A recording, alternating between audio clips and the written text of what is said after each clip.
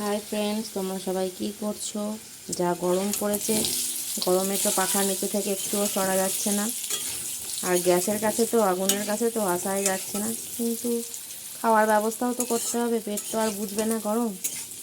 তো আজকে রাতের খাবারে করব চিকেন, তারই প্রস্তুতি চলছে।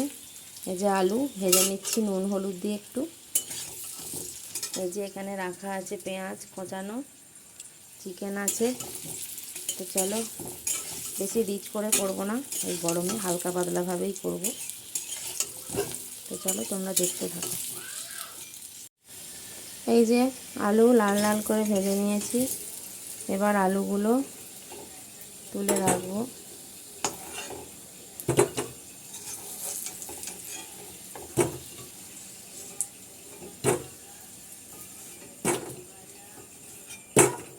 এবার কড়াই দিয়ে দেব পেঁয়াজ কোচানো।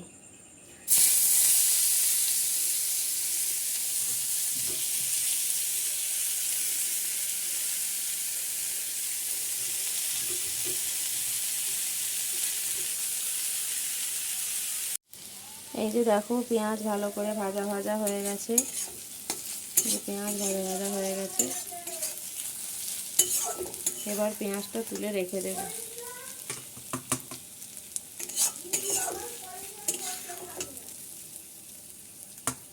পেঁয়াজটা তুলে রেখে দেব।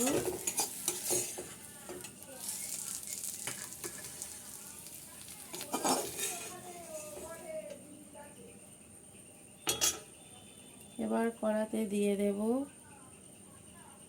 তেল, তেলেতে দিয়ে দেব কাঁচা লঙ্কা চেরা হলো। তারপরে যে দিয়ে দেব একটু চিনি আর এলাচ। এবার দিয়ে দেবে এই যে চিকেনটা।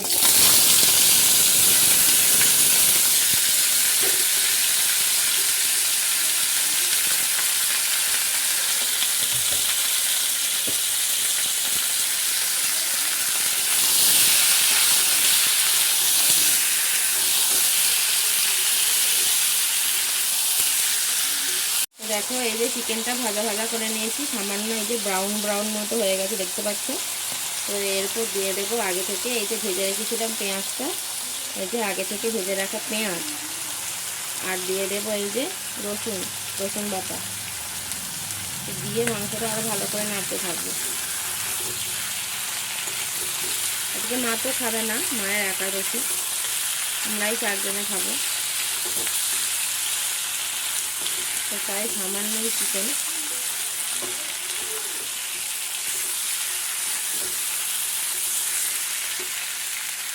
তো এই যে দেখো চিকেনটা ভালো করে রসুন বাটা দিয়ে কষে নিয়েছি, এই যে তেল ছেড়ে গেছে। এর উপর দিয়ে দেব আদা বাটা, আদা বাটা।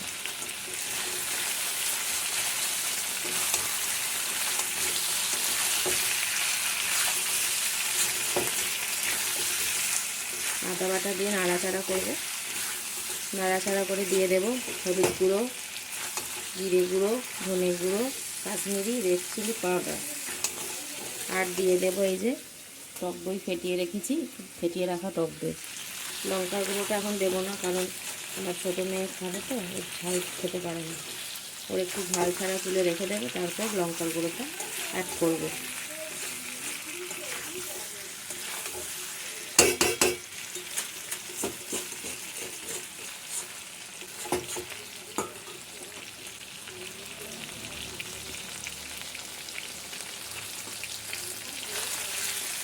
তো চিকেন কষা কার কার খেতে ভালো লাগে আমাকে একটু কমেন্টে জানিও।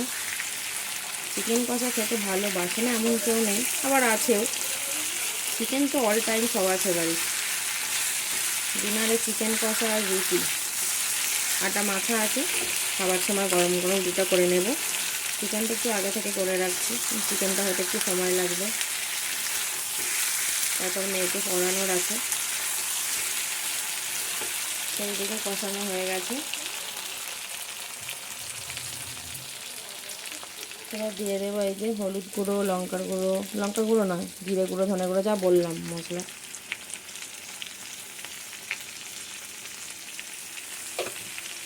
দিয়ে ভালো করে নাড়তে থাকবো।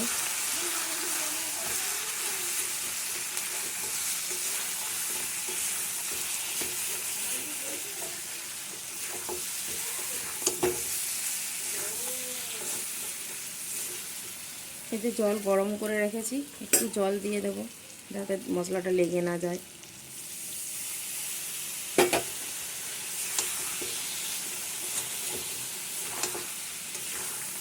এবার ভালো করে মশলাটা মাংসের মধ্যে নেড়ে নেড়ে মিশিয়ে দেবো।